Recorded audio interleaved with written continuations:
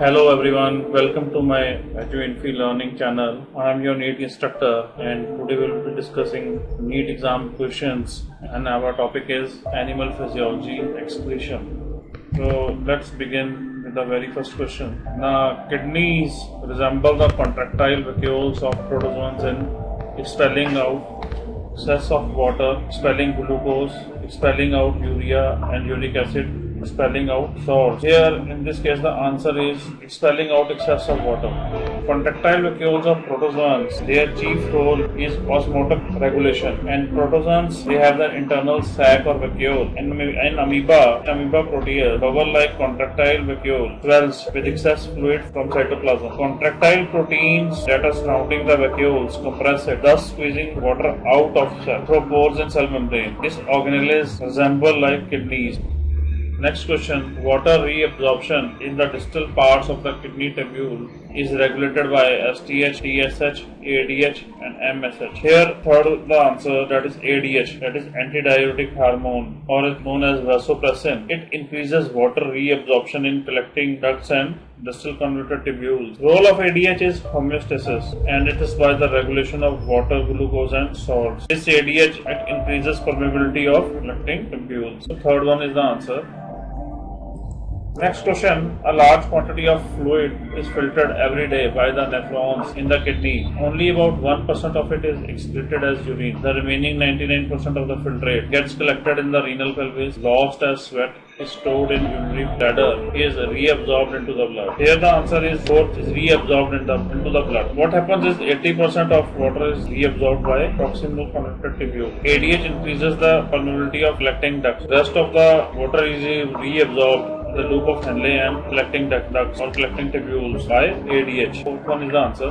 Only 1% water is filtered as urine. Fourth, sodium and chloride ions are absorbed in the kidney in the region of ascending limb of Henle's loop, descending limb of Henle's loop, PCT, that is distal convoluted tubule, and PCT means proximal convoluted tubule. Sodium and chloride ions, they are reabsorbed. Sodium and chloride ions are reabsorbed in ascending limb of Henle's loop. Ascending limb of Henle's loop is impermeable to water but reabsorbs chloride and sodium ion. Descending limb that is impermeable to electrolytes but reabsorbs water. Distal convoluted tubule reabsorbs sodium chloride, bicarbonate ion and water. And proximal convoluted tubule PCT reabsorbs sodium chloride, bicarbonate ions, potassium ions and nutrients.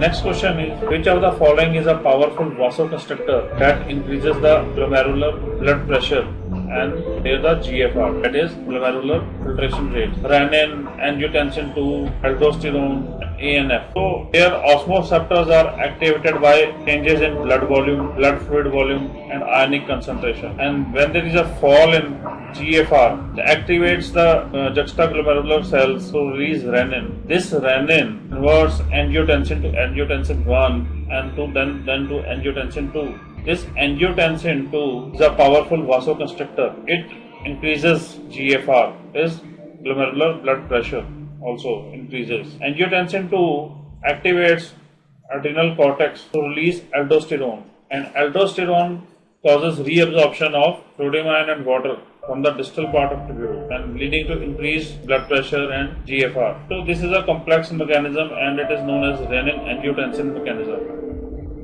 So answer is the angiotensin 2, second one. Next question. ADH influences water permeability in proximal tubule, distal tubule, collecting tubule or both proximal and distal tubule. So this ADH is a vasopressin. It reabsorbs water from collecting tubules and ducts. And third one is the answer. This is produced in hypothalamus and it is stored in posterior pituitary for release. When osmoreceptors in hypothalamus detect an increase in concentration of blood plasma, the hypothalamus signals the release of ADH from posterior pituitary to blood. Next question. The process of maintenance of constant osmotic pressure in the fluids of organism called osmoregulation is helpful to retain excess water, retain excess salts and water, control over the concentration of water and salt in the body, maintenance of the properties of cell membrane. Osmoregulation is the control of level of water and mineral salts in blood. And third one is the answer. This osmoregulation is detected by osmoreceptors, which maintains homeostasis, and this procedure is a homeostatic mechanism.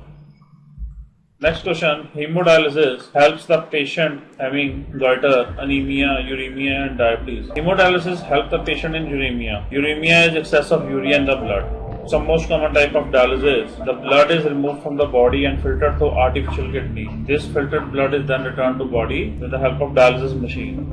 That's all for today. Subscribe and like our videos for more updates. You can visit our website also at bsc.eduinfi.com or neet.eduinfi.com for more questions. Thanks.